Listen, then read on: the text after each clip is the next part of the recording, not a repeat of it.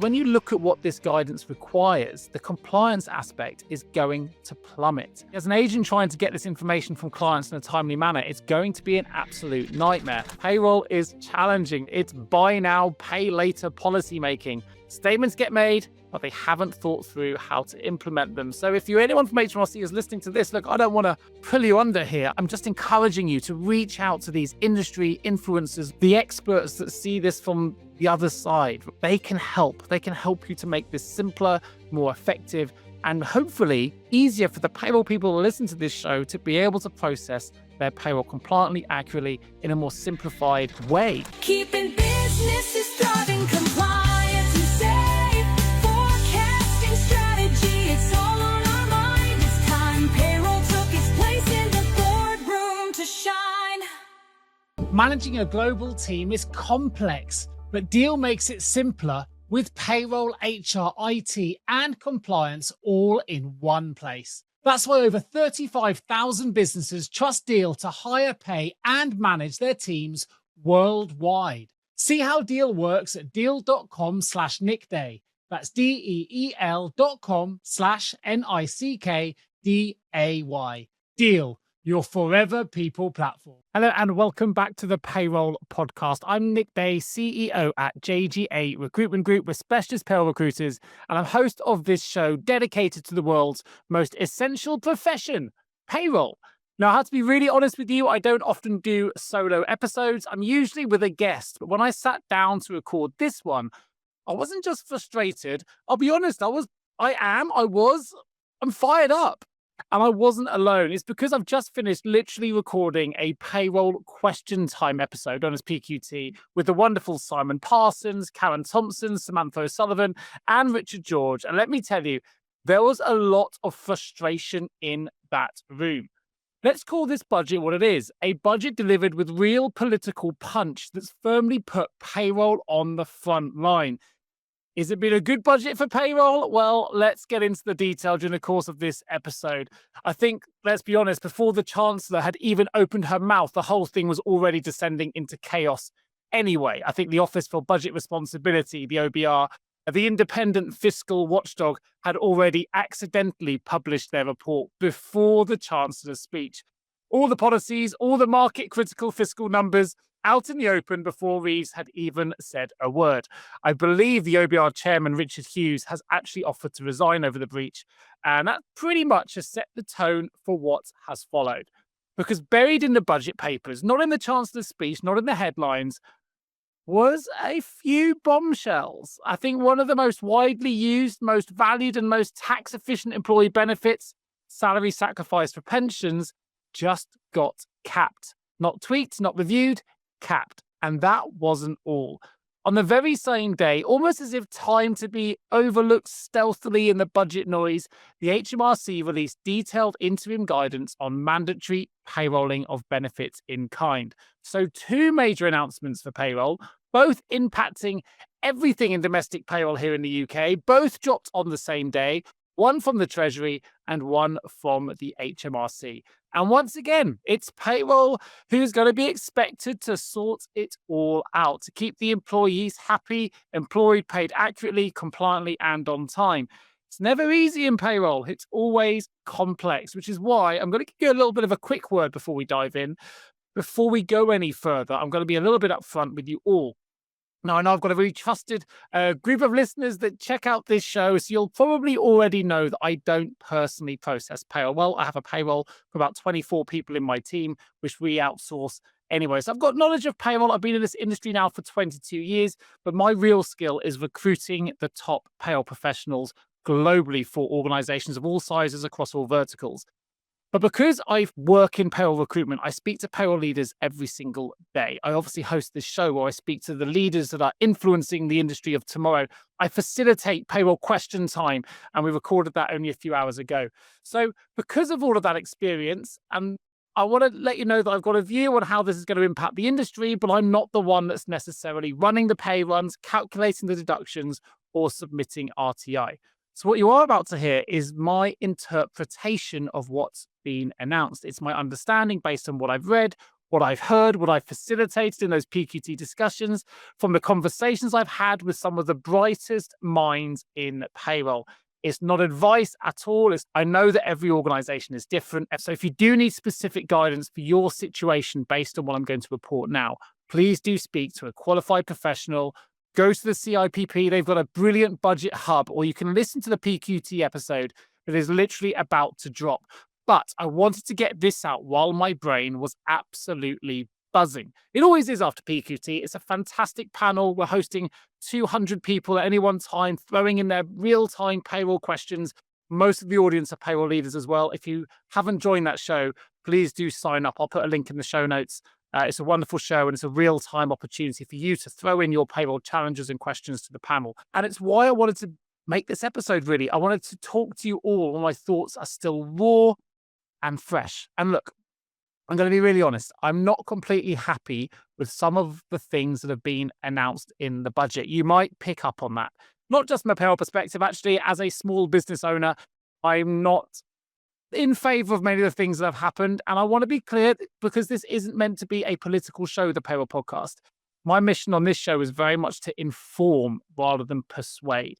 So if my personal stance does shine through now and again, please let me off a little bit. I apologize in advance. I'd rather, though, be authentic with you all than to pretend that I don't have a view. So with that said, I'll try and be as neutral as I can. I'm going to get into the detail. And I guess first, I should probably give you the big picture as I see it. The budget was positioned as being about growth. The Chancellor repeatedly used the word growth, growth, growth. But when you look at the numbers, the reality is way more sobering. Now, as a small business owner myself, I actually think in reality, it probably promotes the opposite of the thing that they've been talking about, which is growth. Maybe that's just me. Maybe that's just because with the business I run for 23, 24 employees, it really impacts us. It makes growth very, very difficult. The OBR is now projecting GDP growth of around 1.4 to 1.5% every year through to 2030. And inflation, well, that's expected to hit 3.5% in 2025, higher than previously thought. Now, Neil Carberry, who I'm not expecting many of the listeners of the show to necessarily know who that is, but he's the CEO of the Recruitment and Employment Confederation. So the equivalent of the CIPP, I guess, in the industry that I obviously represent on the recruitment side. And I think he put it pretty well. He said the Chancellor put growth at the heart of her speech. But there was too little in this budget to get businesses investing. And for what it's worth, I agree. I think what we've got instead is, in his words, a forest of small changes that make the business tax system even more complex. That means it's more complex for you, the payroll professional, as well as more complex for me, the small business owner. And I think these changes, look, they're going to raise more revenue from employers who do the right thing, employers who offer great pensions, employers who train apprentices. And that makes it tricky for us to survive. And I guess here's the context that probably should concern all of us, because just last week, revised figures from the Office for National Statistics showed that 257,000 British nationals left the UK in 2024. To put that in perspective, that was over 3 times higher than the original estimate of 77,000. So in the UK right now, we have approximately 34 million people in employment, but we also have over 9 million people aged 16 to 64 who are economically inactive, i.e. they're not working and they're not looking for work. Meanwhile, there's nearly 948,000 young people aged 16 to 24 who are not in education, not in employment, or in training either. That's 12.8% of that age group. I highlight those figures because I'm concerned. And I think Simon Parson raised this on PQT as well. He said there's a real concern that the NEETs are increasing drastically. Those school leavers who aren't in education aren't working, they're at home. And if we don't tackle that soon, we'll get them into a cultural habit that's hard to break. So when we make it harder to employ people, which is obviously the lens that I see this industry through, when we increase the cost of doing the right thing as employers, we're not just affecting businesses, we're affecting the very people we're supposed to be helping. And from a payroll perspective, look, less employment means fewer people being paid. Fewer people being paid means less work for payroll. We don't want this to impact the profession. We don't want less workers to impact the number of payroll people needed by organizations to process the employee payrolls. I think it's all very much connected. All right, look, that was a little bit of a overview of how I see things, I guess, from a recruitment perspective, as a small business perspective, but I want to get into the headline changes for payroll. After all, that's why you listen to this show. So, from April 2029, national insurance relief on salary sacrifice pension contributions will be capped at £2,000 per employee per year. Any pension contributions above that £2,000 threshold will now be subject to both employee and employer national insurance contributions. Let's just take a moment to let that sink in. Because now, on the PQT panel, Samantha O'Sullivan from the CIPP used one word to describe this: bonkers.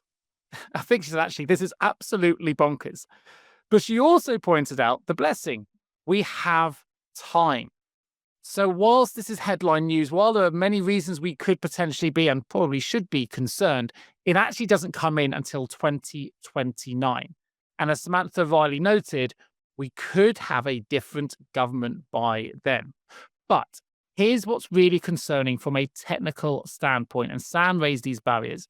National insurance is not cumulative. So how are they going to manage this for the NI exemption? Will it be the first 2,000 contributed in the year? Or will they break this down to approximately £167 per month? We're probably going to need two items on a payslip, one to show the NIC and tax exemption versus just a tax exemption. And here's the first blocker that I understand it. Employees contribute a percentage of their salary, not a value. So if someone says, I want to contribute 5%, most software puts in a percentage. Employers are going to have to convert that percentage back to a value to monitor that £2,000 threshold.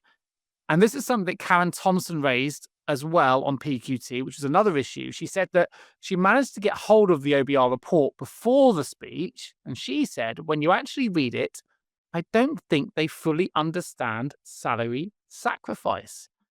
The way it was reading implied it's tax and NICs, not just NICs, national insurance contributions. And there was a strange reference to employees being able to claim tax relief through their self-assessment return. But of course, most employees don't have self-assessment. So unless you're a higher rate taxpayer claiming the difference, you wouldn't normally do a self-assessment. You see, the detail just isn't there. And that's the problem here. And I know payroll people listening to this will be very familiar and they'll already be used to the fact there's often very little detail. And that's kind of the government's justification, really. According to the Treasury, relief via salary sacrifice has grown substantially. So back in 2016, 2017, it cost the Exchequer about 2.8 billion. By 2030, 31, it's estimated to be nearly 8 billion. The OBR estimates this will raise 4.7 billion in 2029 to 30 and 2.6 billion in 2030 to 31. The government claims 74% of basic rate taxpayers using salary sacrifice will be unaffected. But when you look at the research, such as research published by the Association of British Insurers, they found that 38% of Britons would save less into their pension. 31% of employers would reduce contributions, and 45% would cut other employee benefits.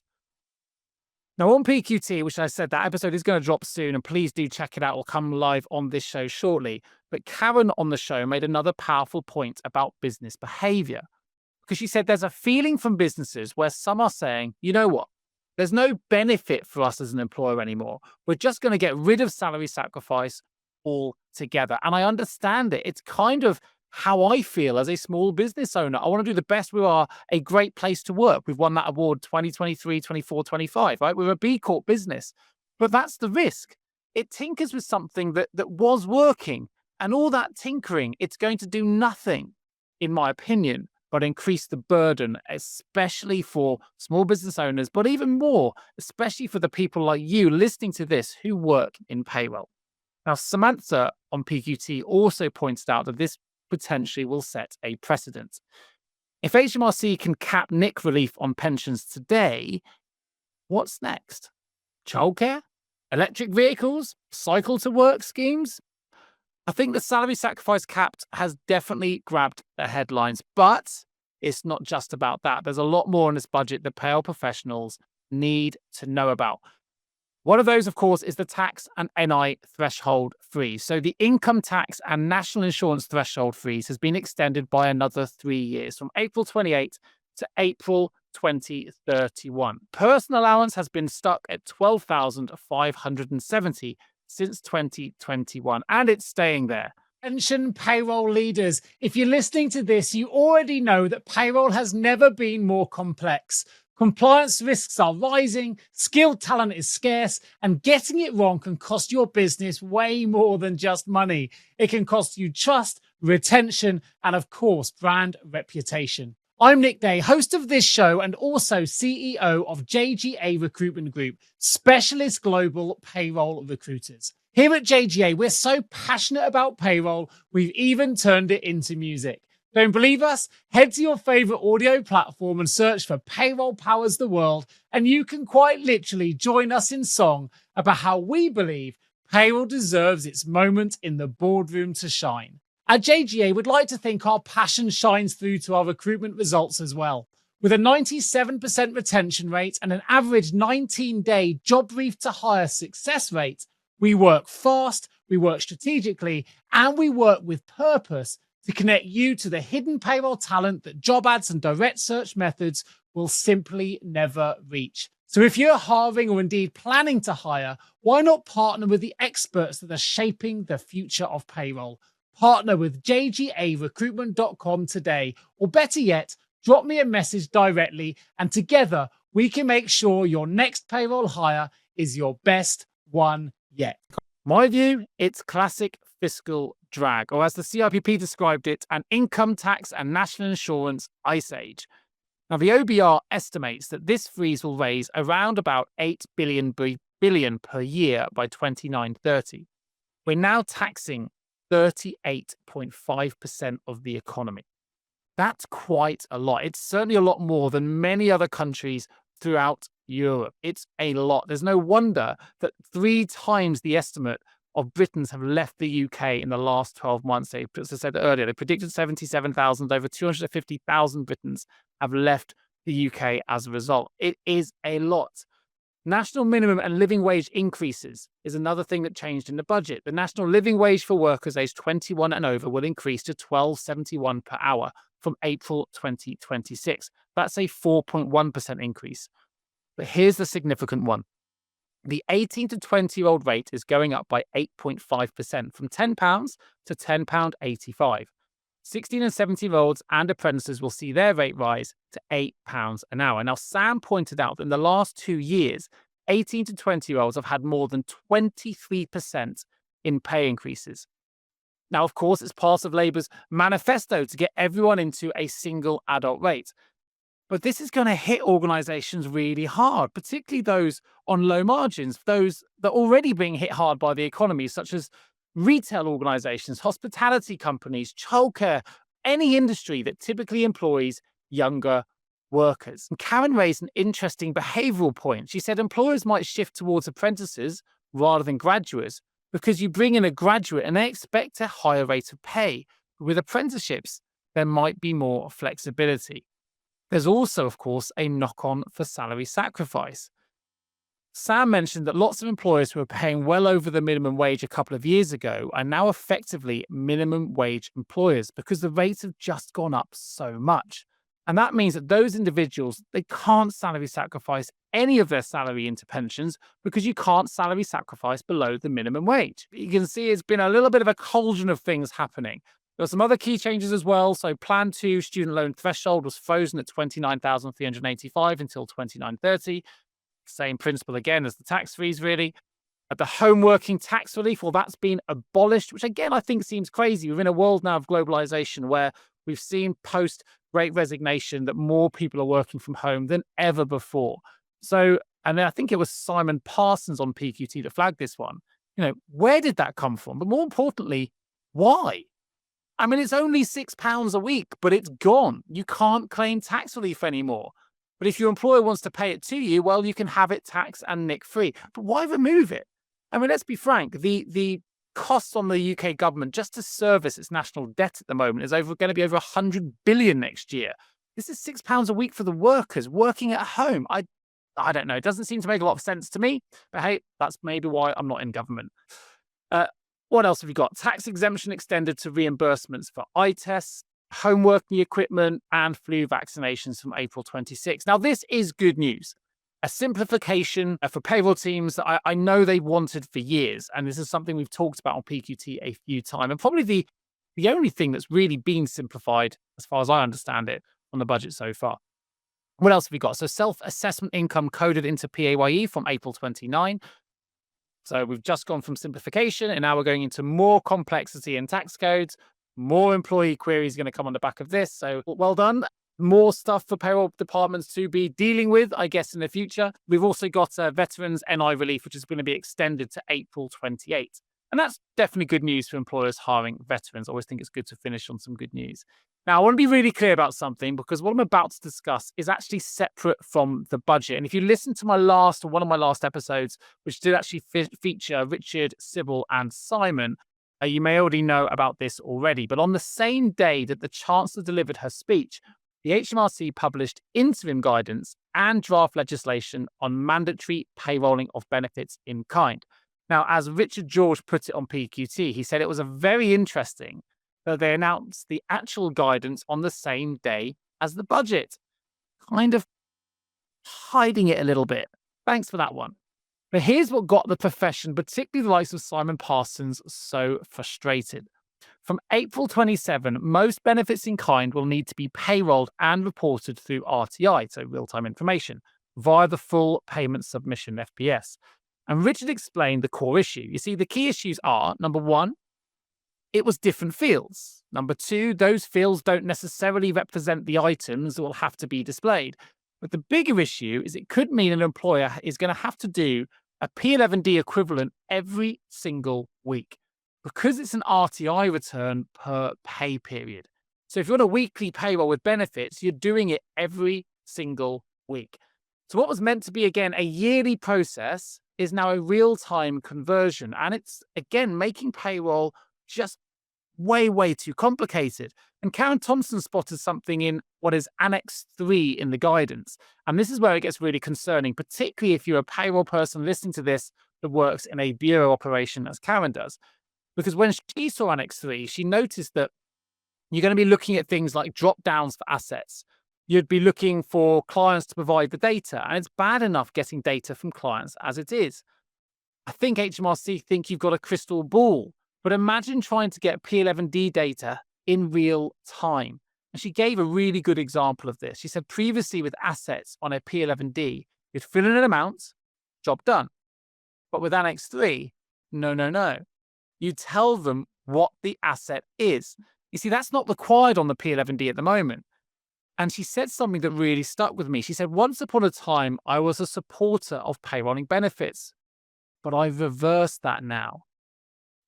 And the reason for that is when you look at what this guidance requires, the compliance aspect is going to plummet.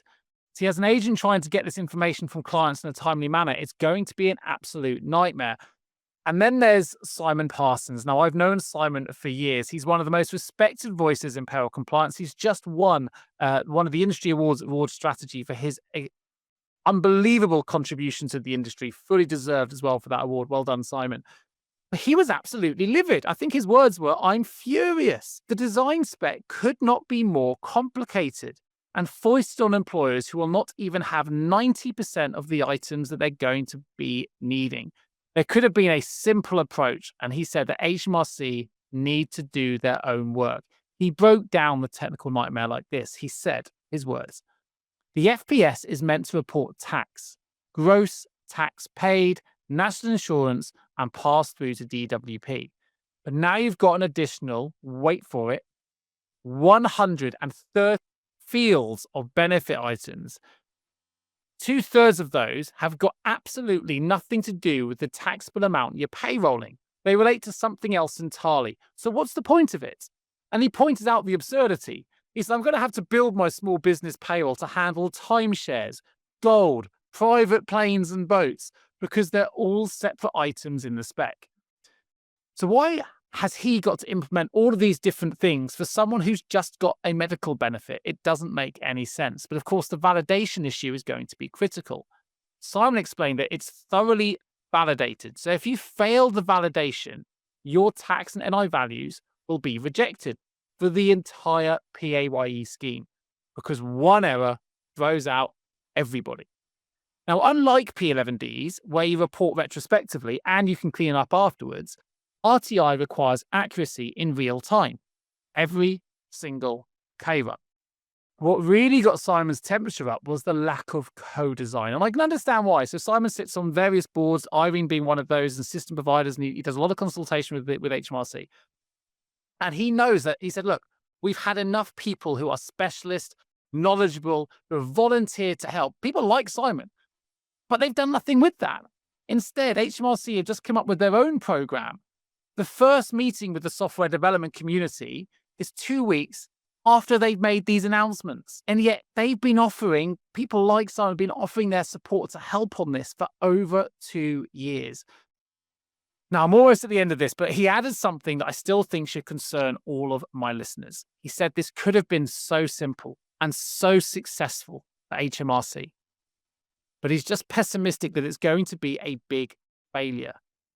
And will that be because software hasn't done what they've asked? Well, no, it won't be. The problem will be you'll have no idea what to put and where to put it. But there is some positive news. There are some green shoots. For those that have watched PQT for a long time or have listened to the PQ2 episodes on this show, you may be familiar with a guy called Matthew A. Crick. Now, he is someone who works at the CIPP, who has been seconded into HMRC, working specifically on this. Brilliant guy, brilliant professional, extremely knowledgeable. We're hoping that he's going to be able to help. And HMRC has indicated they do want to work closely with the profession. So this is interim guidance and draft legislation. So the good news means there is still time to shape it. But we do, as a community of people here, as a community of payroll professionals, we need to engage. We need to raise our voices. We need to move from invisibility to influence to amplification. We need to make sure payroll is heard. And we need to do it for many reasons, not just to get this right, but also just to raise our profile and to show the strategic value that we can have when we all raise together to as they say, we're stronger as a community than we are on our own. Now, before I move to what I would suggest as being a potential action plan for this, I have to mention something else that came up on PQT that's also causing a real concern, and that's statutory sick pay changes. Now, these are supposed to come in from April. The removal of the waiting days, the new calculation method, but we still don't have the detail. We had lots of inquiries on this on the show, people asking questions. We just don't have the detail yet. I mean, Simon said, get ready for the SSP change. The question, of course, is the business ready? What are contracts of employment like? What are HR policies like? I think Starmer's already done a bit of a U-turn, I read this morning, I believe, on the day one right. So lots of changes happening all the time. Hopefully, payroll will be the easy bit, but we don't know what the rules are yet. And here's the kicker. An attendee on PQT said they'd literally just been on a call with the HMRC, and HMRC themselves told them they've only just been assigned the project to create the guidance for SSP. People, this is coming in April, and they've only just started working on it. Payroll is challenging, right? As Karen put it, it's buy now, pay later policy making. Statements get made, but they haven't thought through how to implement them. So if you're anyone from HMRC who's listening to this, look, I don't want to pull you under here. I'm just encouraging you to reach out to these industry influencers like Simon Parsons, like Karen Thompson, the experts that see this from the other side. They can help. They can help you to make this simpler, more effective, and hopefully easier for the payroll people who listen to this show to be able to process their payroll compliantly, accurately, in a more simplified way. If that doesn't happen, if no one is listening, well, let's see what you guys who are listening can do now. So let me give you a practical action plan. First, I would suggest that you audit your salary sacrifice population. Like, who is sacrificing more than £2,000 today anyway? Pull the data, segment it, understand who's affected and by how much. Second, start conversations with your software providers and your pension administrators. What changes are needed for the salary sacrifice cap? What about BIC payrolling? Don't assume your systems will just handle this. The questions now. Brief your internal stakeholders. Like, this is a great opportunity, something that I've been pushing on this show now for months, if not years. This is an opportunity for payroll to collaborate at a strategic level with reward, with HR, with finance. Go schedule that meeting, brief them on what's changing, position payroll as the team that's already ahead of everything. Fourth, start designing communication templates, FAQs, payslip messages, email templates. People are going to want to understand why their payslip looks different. So clear, simple explanations are going to reduce queries and help you to maintain that critical trust. And then engage with the profession. You know, the CIPP is running think tanks on these topics. We're running roundtables here at JJ Recruitment. You can write to your ministers. I think the CIP have already written to the pensions minister.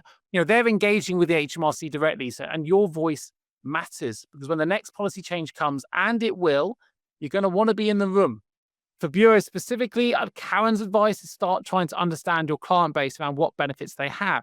Do they have benefits? If so, what are they? At least then you'll understand what's coming and you can plan your resources. And of course, while you have that thought, if you need resources, if you need temporary contract or permanent support, then obviously my team here at JJ Recruitment can absolutely support you with those as well. Yes, this budget increases costs and complexity. Yes, the HMRC guidance adds another layer of challenge, but this is also a wonderful opportunity for payroll professionals, because it's an opportunity for you to move from invisibility to influence, from cost center to value driver. You've heard me say that a few times before. I'm so passionate about making that dream, that mission of mine to happen, really. It's your opportunity to become strategic and visible in your organizations. And then you're not just processing pay, you're going to be protecting people, building trust, and turning all of this chaos into real clarity. Employee experience, people, that is the future of payroll. Now, I know today it's been a whistle-stop tour of my thoughts. I've probably, I don't know, rambled off a couple of times, but I wanted to talk to you while they were fresh, while they were raw. Thanks for listening to this special, I guess, budget edition of the Payroll Podcast. If any of it resonated with you, please do share it with you, with your team, with your friends, your network, your leadership. The more people who understand these changes, the better prepared we will all be. I will, of course, put links in the show notes to the Payroll Question Time episodes if you want to join the next one. I'll put a link in as well to the HMRC BIC guidance and some of the resources as well that I've referenced today. I certainly recommend you all sign up for the next Payroll Question Time, which takes place on the 22nd of January. You can find out more at sdworks.co.uk/PQT. And do check out the previous episode on the BIC backlash as well. I've titled it the PBIC Backlash, HMRC's no-code design specs spark a fury across payroll. And that, of course, features the wonderful Simon Parsons, Sybil and Richard as well. That conversation is even more relevant now. Payroll, of course, doesn't just deliver pay. We deliver clarity, strategy, and trust in real time. So despite the budget, let's stay positive, let's stay vocal, let's stay payroll proud. I look forward to hearing from you all. Sorry if I got a little bit political in moments. I'm passionate about this. I guess both as a payroll professional who's trying to raise its profile, but also as a small business owner who's trying to deliver careers and opportunities for the people that we employ as well. But most importantly, I hope you found some of these elements informative. As always, thank you for listening to the show. Please do remember to subscribe. And if you have a spare moment, if you can, review the show as well. I'd be really grateful. It really helps the algorithms ensure that the show reaches as many payroll people as possible. We've got over 1,000 subscribers already on YouTube. So if you prefer consuming your content on video rather than audio, remember to check out our Payroll Podcast channel on YouTube as well. And until next time, stay visible, stay influential, and let's take payroll to the top. Thank you. Global teams are more connected today than ever, but managing payroll, HR, and IT can still feel fragmented. But Deel simplifies global work with one platform that keeps everything running smoothly. No compliance guesswork, no third-party payroll, just seamless operations backed by 24/7 expert support. That's why over 35,000 companies trust Deel to handle their global workforce. Visit deel.com/nickday to see how Deel can help. That's DEEL.com/NICKDAY. Deel, your forever people platform.